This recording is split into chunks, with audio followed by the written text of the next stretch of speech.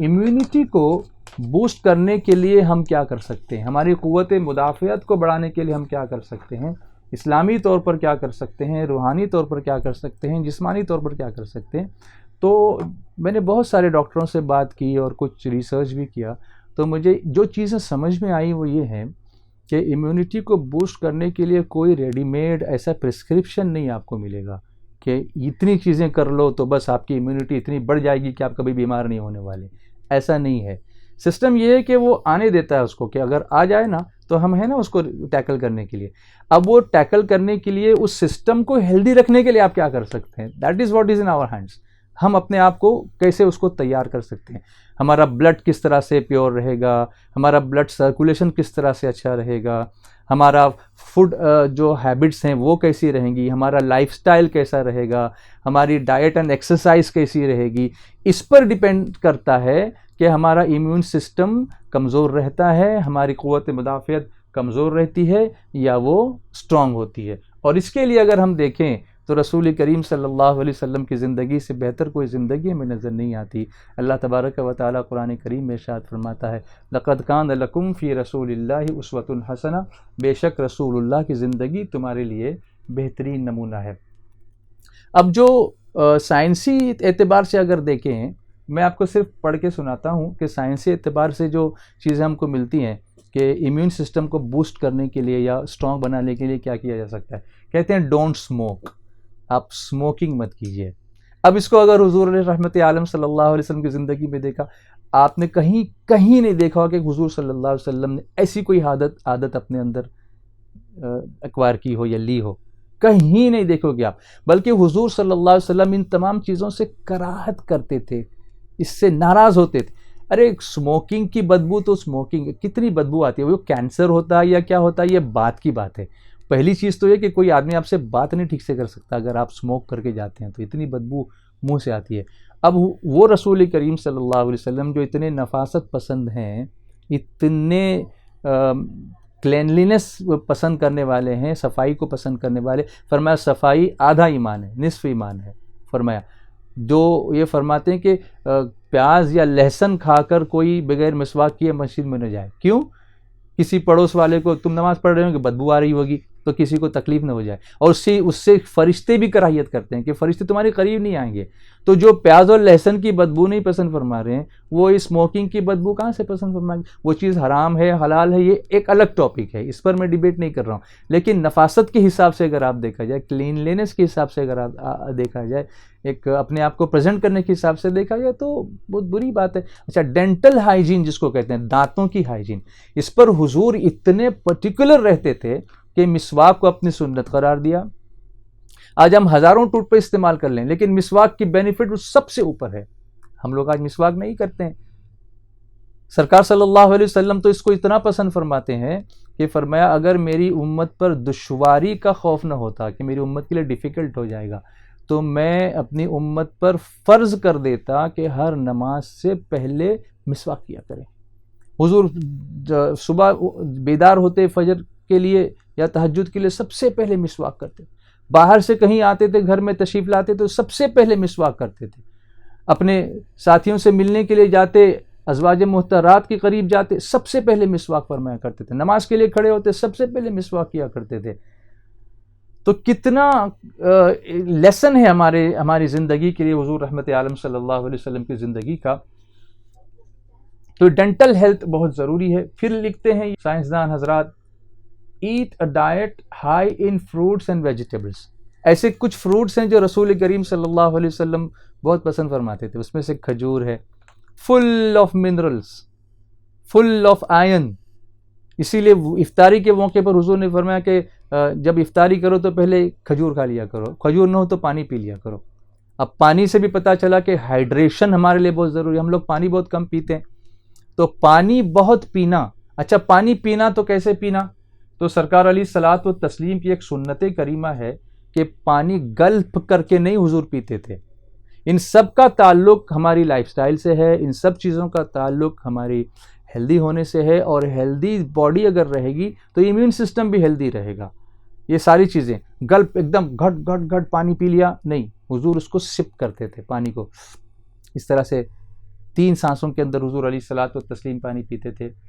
और गल्पिंग जो है ना, एकदम घटाघट पानी पीना, इसके बारे में साइंस ये कहती है कि ये ब्लड इलेक्ट्रोलाइट्स जो होते हैं, इलेक्ट्रोलाइट लेवल्स हमारे बदन के अंदर जो सोडियम, कैल्शियम, पोटेशियम, ये सब इलेक्ट्रोलाइट्स हैं, इसका एक बैलेंस होता है। अगर ये बैलेंस रहेगा तो हमारे बिहेवियरल बैलेंस भी रहता है, हमारा मेंटल बैलेंस भी रहता है। और अगर ये बैलेंस ऊपर नीचे हो गया, सोडियम कम ज़्यादा, पोटेशियम कम ज़्यादा, कैल्शियम कम ज़्यादा, तो उसकी वजह से इम्बैलेंस पैदा हो जाता है। उसकी वजह से आदमी को डिजीनेस आ सकता है और उसकी वजह से दूसरे प्रॉब्लम्स हो सकते हैं। डायबिटीज़ के पेशेंट्स को कभी कभी इलेक्ट्रोलाइट इम्बैलेंस की शिकायत होने लगती है। तो पानी को अच्छी तरह से पीना और अपने सॉल्ट इंटेक पर काबू रखना, ये भी बहुत ज़रूरी है हमारे लिए।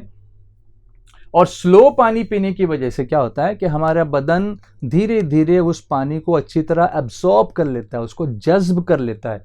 और जज्ब अच्छी तरह करने की वजह से it gets the most out of it, यानी पानी का बहुत अच्छा इस्तेमाल हमारा बदन कर सकता है, जो घटाघट पीने में वो चीज़ नहीं मिलती। और ये सुन्नत है कि पानी को चूस चूस कर पिया जाए। बहुत सारे लोगों को हमने देखा कि वो तो शरबत भी घटाघट पी जाते हैं। शरबत को तो यार टेस्ट लेके पिया करो, उसका तो टेस्ट लो, उसकी लज्जत लो। अब उसको घट आपने पिया तो भी शरबत क्यों पिया आपने? सिर्फ पेट भरने के लिए शरबत पिया? तो हुजूर तो सबसे बेहतरीन शरबत पानी इस्तेमाल जब फरमाते थे तो पानी को भी चूस चूस के पिया करते थे। फिर फरमाया एक्सरसाइज रेगुलरली। अब सरकार अलैहिस्सलातु तस्लीम की हयात तय्यबा को अगर हम देखें तो हुजूर रहमत आलम सल्लल्लाहु अलैहि वसल्लम चलना पसंद फरमाते थे। और चलते कैसे थे? अब आप देखेंगे कि जब आप एक्सरसाइज की बात करते हैं तो डॉक्टर्स आपसे कहेंगे कि when you go for walk you have to have a brisk walk, यानी सिर्फ ऐसा नहीं कि आप ऐसे धीरे धीरे खरामा खरामा चल रहे हैं। एक रफ्तार से आप चलिए, एक रफ्तार से चलिए। उसकी वजह से आपका मेटाबॉलिज्म जो होता है ना वो फास्ट हो जाएगा, ब्लड सर्कुलेशन फास्ट होगा, आपकी हार्ट बीट फास्ट होगी, फिर आपका पसीना निकलेगा। जो टॉक्सिक सब्सटेंसेस हैं, जो जहरीले मादे हैं, वो पसीने के ज़रिए बाहर खारिज होंगे, पेशाब के ज़रिए बाहर खारिज होंगे। थोड़ा थोड़ा पानी आप पीते रहेंगे तो क्या होगा, आपका मेटाबॉलिज्म सही तरीके से चलेगा और उस वॉक का आपको फ़ायदा होगा। शुगर कंट्रोल हो जाएगा, शुगर नीचे आ जाएगा। इसकी वजह से आपको दवाइयों पर कम डिपेंड होना पड़ेगा अगर आप इस तरह से करते हैं तो। अब हुजूर सल्लल्लाहु अलैहि वसल्लम का चलना कैसा होता था मैं आपको बताऊं। एक आला हज़रत इमाम अहले सुन्नत का शेर मुझे याद आया, सारे ऊंचों से ऊंचा समझिए जिसे, है उस ऊंचे से ऊंचा हमारा नबी। एक मौजिज़ा था हुजूर सल्लल्लाहु अलैहि वसल्लम का कि जब सहाबाई कराम के साथ आप खड़े होते थे तो सबसे ऊंचे कद के जो सहाबी होते थे, जब द मोस्ट हाइटेड पर्सन, उससे भी ऊंचे हुजूर नज़र आते थे। हालांकि हुजूर की आम अगर हमने हाइट देखी तो हुजूर का कद मुबारक जो था वो मियाना था, यानी बहुत ऊंचे भी नहीं थे और बहुत कम कद के भी नहीं थे। लेकिन जब ऊंचे से ऊंचा कोई सामने आता तो अल्लाह ने आपको मौजिज़ा अता फरमाया था कि हुजूर ही सबसे ऊंचे नज़र आते थे। सारे अच्छों में अच्छा समझिए जिसे, है उस अच्छे से अच्छा हमारा नबी सल्लल्लाहु अलैहि वसल्लम। तो सहाबा किराम फरमाते हैं कि हुजूर जब चलते थे तो इस तरह चलते थे कदम जमा कर जैसे कोई ढलान से नीचे उतरता है, स्लोप पर से आदमी नीचे होता है तो कैसे कदम जमा के चलता है, ऐसे हुजूर कदम जमा के चलते थे। और हुजूर इतना तेज़ चलते थे कि हम लोग हुजूर को पकड़ नहीं पाते थे। यानी पेस, दौड़ने की बात नहीं कर रहा हूँ, चलने में भी साहबा फरमाते हैं कि हम हुजूर को पकड़ नहीं पाते थे, हमको स्ट्रगल करना पड़ता था कि हुजूर to keep pace with him रसूलुल्लाह सल्लल्लाहु अलैहि वसल्लम, वी हैड टू स्ट्रगल, हमें स्ट्रगल करना पड़ता था। और आज हमको यही कहा जा रहा है कि जब आप चलो तो ऐसा चलो कि आपके बॉडी का मैकेनिज्म या मेटाबॉलिज्म जो है फास्ट हो। ये विद इन द सुन्नत ऑफ सय्यदना रसूलुल्लाह सल्लल्लाहु अलैहि वसल्लम हमको देखने को मिलता है। तो एक्सरसाइज, अच्छा उसके अलावा नमाज, हालांकि नमाज एक्सरसाइज के लिए नहीं है, नमाज तो इबादत है, लेकिन इसके जो साइंटिफिक बेनिफिट्स हैं, आप क़याम देखिए, खड़े होने में आपके बदन का बैलेंस देखिए, रुकू देखिए, रुकू में आपके बदन का पोस्चर और उसकी वजह से जो आपकी रीढ़ की हड्डी, स्पाइन, उसके अंदर जो एक तरह का स्ट्रेच आता है, उसकी वजह से आपको जो कमर के मसल्स के ऊपर जो बेनिफिट मिलता है वो देखिए। मैं डिटेल में नहीं जा रहा हूँ, एक बयान मैंने किया था साइंटिफिक बेनिफिट्स ऑफ नमाज, उसको SDI चैनल पे आप उसको सुन लीजिएगा। सजदे में जब हम जाते हैं तो हमारा ब्लड का फ्लो मैक्सिमम हमारे ब्रेन में आ जाता है, क्योंकि हम नीचे होते हैं, सबसे लोएस्ट पॉइंट में हम सबसे नीचे जब जाते हैं तो मैक्सिमम ब्लड फ्लो कहाँ आता है, हमारे सर के अंदर आ जाता है। उसकी वजह से मैक्सिमम ऑक्सीजन हमारे बदन में, हमारे दिमाग में आती है, हमारे ब्रेन में आती है, ब्रेन को मिलती है, जिसकी वजह से हमारा ब्रेन एक्टिवेट हो जाता है, हमारी मेमोरी अच्छी हो जाती है, हमारी याददाश्त अच्छी हो जाती है, हमारा ब्रेन का फंक्शन अच्छा हो जाता है। सिंपल कुछ बेनिफिट्स मैंने आपको बताए। इस तरह से अगर आप सलाम फेरते हैं, इधर आप सलाम फेरते हैं, तो आजकल फिजियोथेरेपिस्ट आपको जो एक्सरसाइजेस देते हैं, तो दिन में 5 मरतबा अगर 20 रकातें अगर हम इस तरह से करते हैं हर नमाज के अंदर, तो आपको देखो कितनी मरतबा ये एक्सरसाइज हो जाएगी। हालांकि उसको एक्सरसाइज के तौर पर नहीं करना है, लेकिन अल्लाह की इबादत की वजह से हमें रूहानी बेनिफिट्स भी मिल रहे हैं और जिस्मानी बेनिफिट्स भी मिल रहे हैं। फिर कहा कि अल्कोहल अवॉइड कीजिए आप, शराब तो वैसे ही हमारे लिए हराम है, और अब लोग कह रहे हैं कि नहीं, इसको आपको नहीं इस्तेमाल करना चाहिए। गेट एडिक्वेट स्लीप, नींद अच्छी मिलनी चाहिए।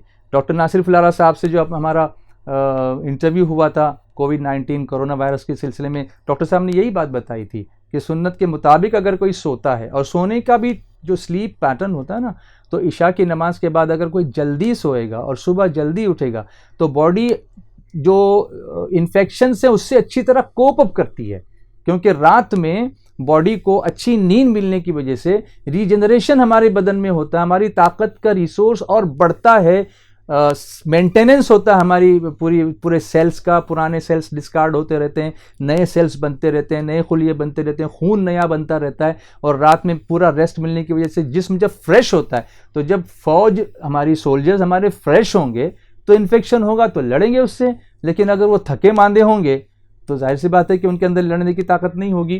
तो नींद अच्छी मिलनी चाहिए।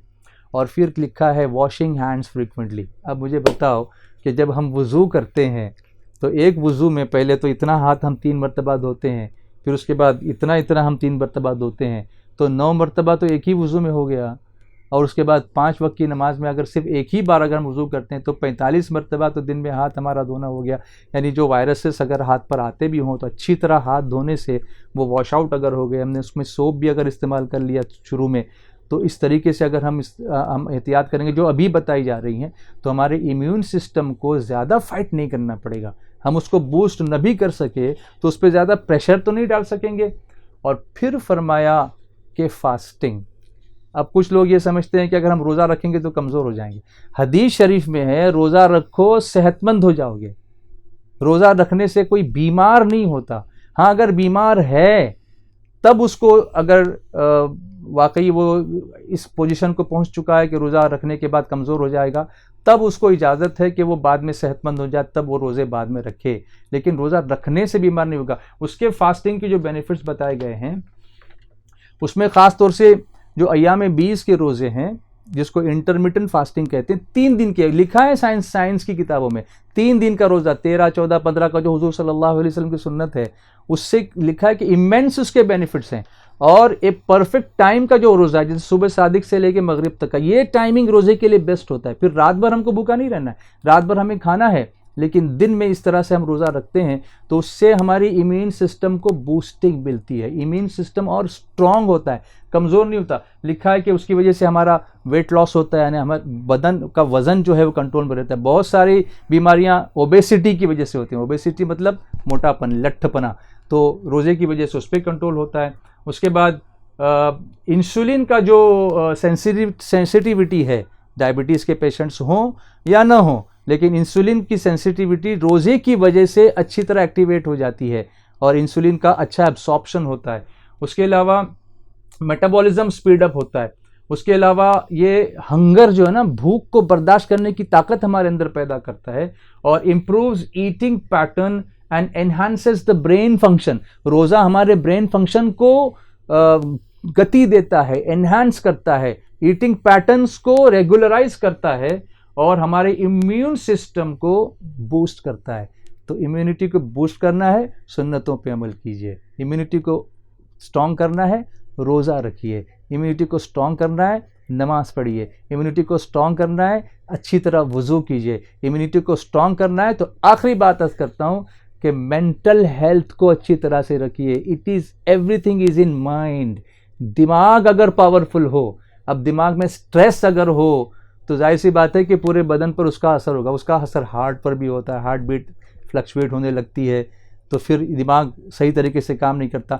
तो उसका इलाज जो हुजूर ने बताया, एक शख्स ने पूछा हुजूर नसीहत कीजिए कि मैं नजात पाऊँ। फरमाया गुस्से पर कंट्रोल करो।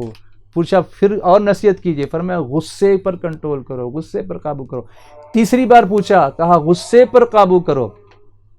अल्लाह अकबर, जब गुस्से पर काबू करो, अब साइंटिफिकली इसको हम देखते हैं तो गुस्से की हालत में हमारा ब्लड प्रेशर बहुत हाई हो जाता है। उसका इलाज भी हुजूर सल्लल्लाहु अलैहि वसल्लम ने क्या बताया, जब गुस्सा आए तो खड़े हो तो बैठ जाओ, बैठे हो तो लेट जाओ, ठंडा पानी पी लो, तुम्हारा गुस्सा कंट्रोल में आ जाएगा, तुम्हारा स्ट्रेस कंट्रोल में आ जाएगा। और स्ट्रेस को कंट्रोल करने के लिए नेकियां करने से बेहतर कोई इलाज नहीं है। नेकी करने के बाद रूहानी सुकून होता है, स्ट्रेस खत्म। कुरान शरीफ की तिलावत करो, स्ट्रेस खत्म। दुरूद शरीफ पढ़ो, स्ट्रेस गॉन। नमाज 2 रकात नफल पढ़ लो, तहज्जुद की नमाज पढ़ लो, स्ट्रेस गया। दुआ कर लो, स्ट्रेस गया। किसी की दुआएं ले लो, स्ट्रेस गया। लक़द कान लकुम फ़ी रसूलिल्लाहि उस्वतुन हसना।